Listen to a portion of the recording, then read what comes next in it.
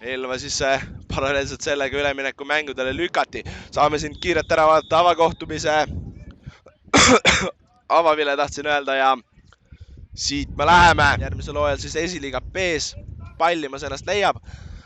Vaatame siit ära, Leegia nüüd palliga ka hästi jõudmas. Pall tuuakse sinna madalat värava all. Aga rünnak jätkub, pall nüüd paremal äärel ja oi kui hea pall. Nüüd Elval võimalus, tuuakse see pall sinna värava ette ka. Seal nüüd käed kergelt seljas, aga ei.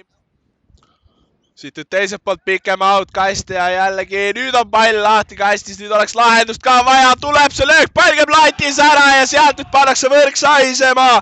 Värava autoriks ei keegi muu kui Ruuben Jaagant.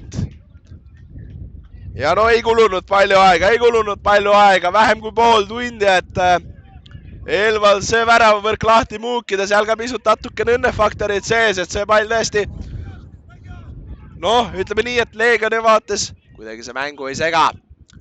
Vaatame ära nüüd siit, Elva jõuab jälle palliga ka hästi, väga terav pall ja sealt nüüd läbi antakse ja lihtsalt keegi peaks jala vastu panema, samal ajal Elval kasutada nurgalöök, sealt nüüd oli siin täiesti korralikult esimese poole ajal ka sees ja loodi ohtlikke või vähemalt selliseid poolohtlikke olukordi, kus kohast Elvalt siit nüüd üsna sarnane lahendus, et see plokk ei ole küll selle etteposti pandud, aga oi-oi ja sealt nüüd Põltsaar oli siis nende karu ülehästete autoriks, aga siit nüüd võimalik Elval pall ka hästi tuua ja oi kui vabalt sealt nüüd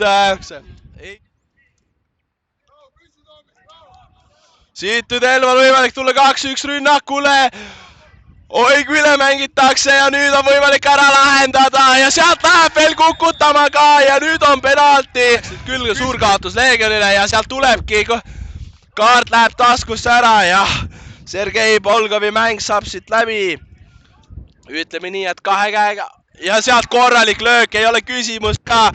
Mees paneb selle palli ikka korralikult sinna värava katusesse ära ja ütleme nii, et siis kui väravat oleks selle poole ära arvanud, siis oleks olnud väga keeruline.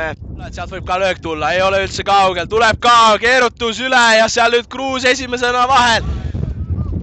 Leegion ei saa seda palli klaariks lüüa. Terav pall ja seal nüüd täiesti lahti ja nüüd on vaja ära panna ja nüüd lüüakse see pall sinna Portesse kinni, aga Elva seda kolmandat siit jahib ja nüüd ja siit tuleb ära ka see ja kes on selleks mängumeheks, kes selle võrgu sealt sahisema paneb. Aga noh, ütleme nii, et see, mida otsiti, see sealt ka kätte saadi ja lõpuks see Leegioni mäng. See tõi siis Leegion praegu sama tegemas.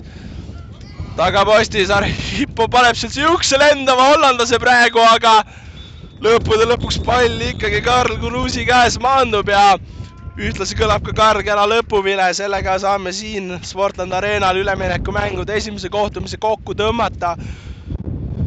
Kohtumine lõpeb FC Elva 3-0 võiduga ja sellega ikkagi suur pinnas rajatakse, et kui koduväljakule minna, siis need ülemineku mängud koondtulemusena ära võita.